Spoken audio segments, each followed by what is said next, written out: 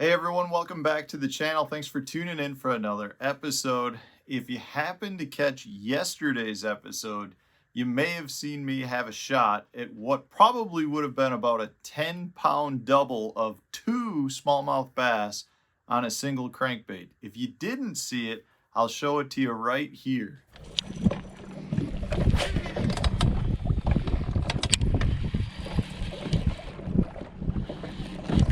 There he is.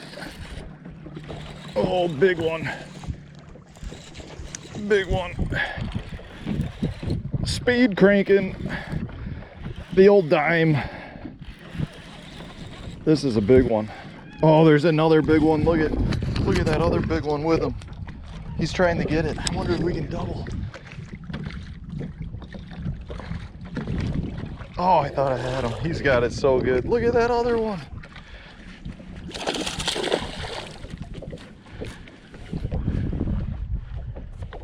He's still down there trying to take it. Can we double up? Let's see. He's still right on him. If I lose him, that's a 5-pounder. Look at that other one. Oh, I think I just scared him. Oh no, he's still there. He's still down there.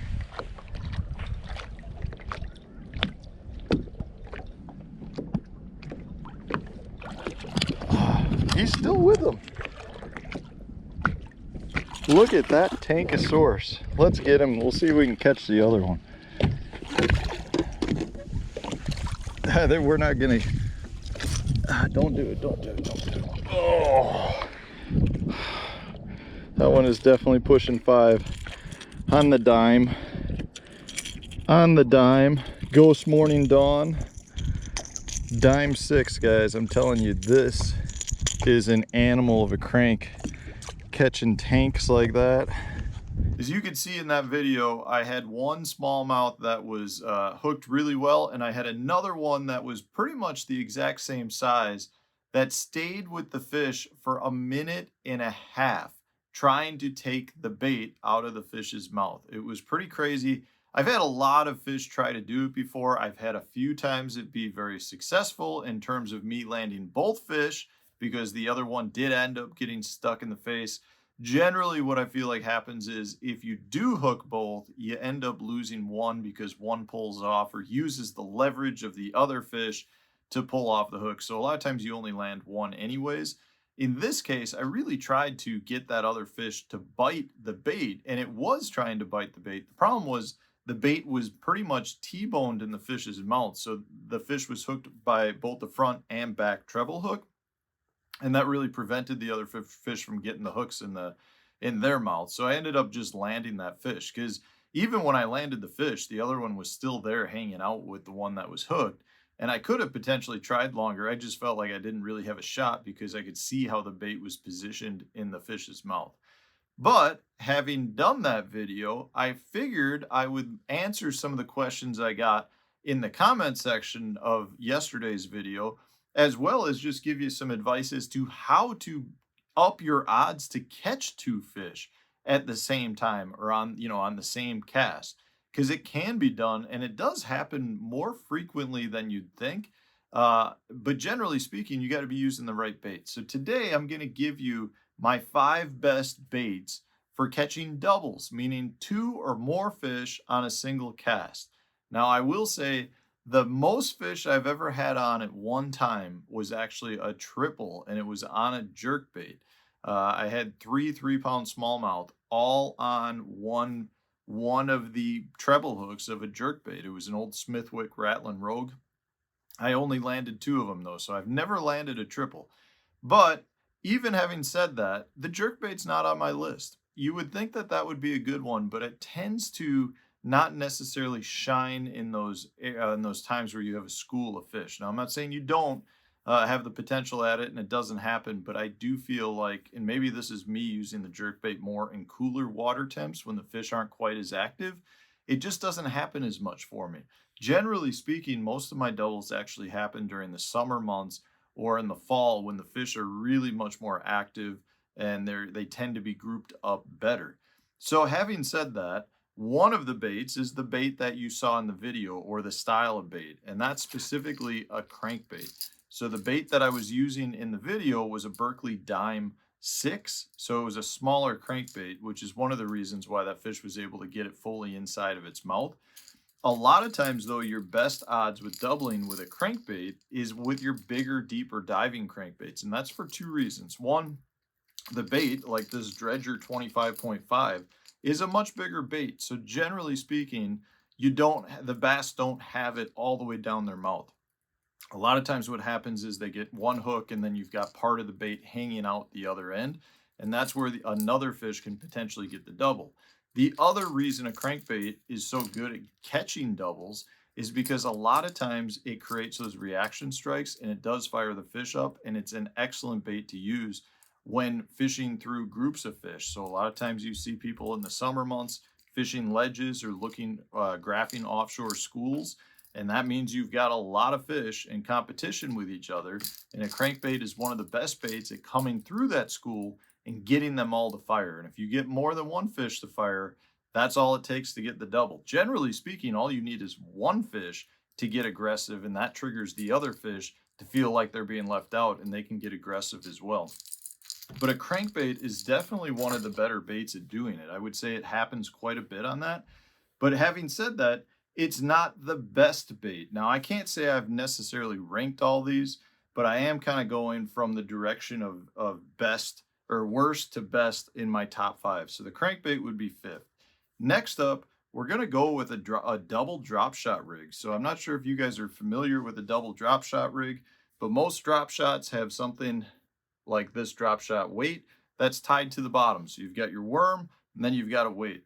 Well, if you want to do a double drop shot rig, you can either tie on 2 hooks and put, say, 2 drop shot baits, or you replace the weight with something like this warthog jig.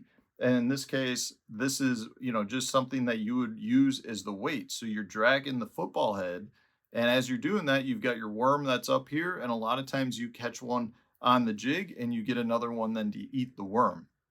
So either you put 2 drop shot hooks on, or you replace the weight with, say, something like a football jig that's going to keep you on the bottom, and then you've still got your drop shot tied down. Now in that case, you've got 2 hooks. I will say you want to make sure that that's legal in your area, in your state, or if you're in a tournament. In the tournaments, I cannot personally do that in my tournaments. That is considered illegal, but it is a really good way to catch a double. And I like to personally put a football head on the bottom, drag it around with the drop shot on top. So that would be the 3rd. Next up, similar to that, is what they call adding a front runner in front of your topwater bait.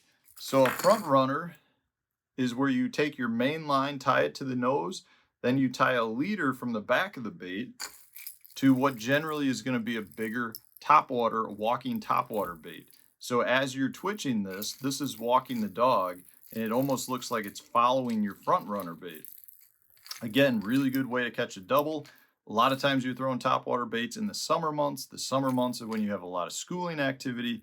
You can catch a lot of doubles on this presentation. Now, I will say, if you're going to throw a front runner, generally speaking, you want a bigger walking topwater bait, because that will still be able to run true behind the front runner. If you go with a smaller bait that's on a leader, generally you tend to lose some of your maneuverability.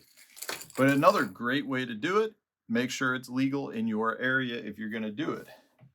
Then we're going to move on to this guy right here. This is called a double fluke rig.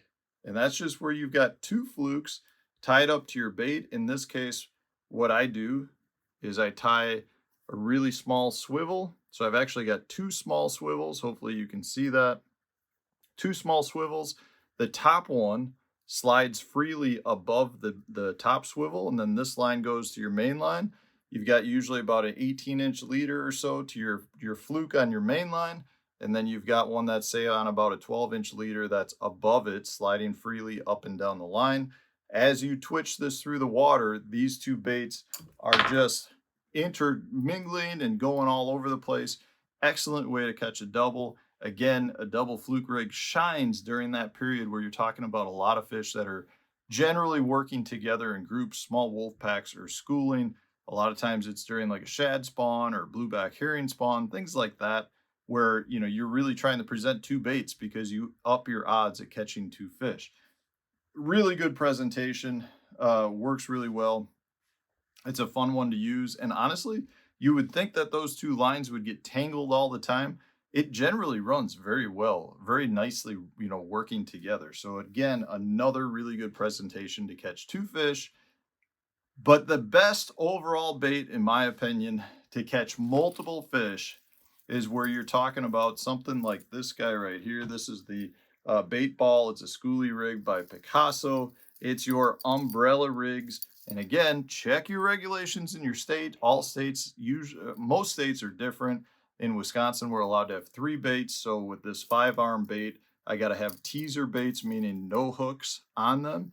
But the idea here is you're bringing this through the water column with multiple baits on it. If you're in some states, you can pretty much be unlimited as to the number of hooks you have, and you can catch a lot of doubles, triples, or potentially even more on a single cast with it.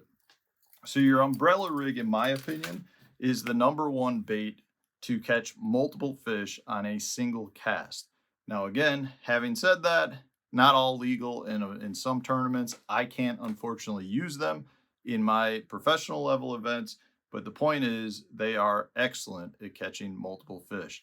In our sport, catching one is a blast, but if you catch 2 on the same cast, it's one of the best thrills. I've probably only done it, I'm gonna say like 10 times in my life.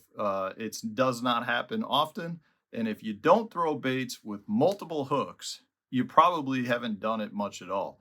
Meaning you like to throw your Ned rigs, you like to throw your jigs, your Texas rigs.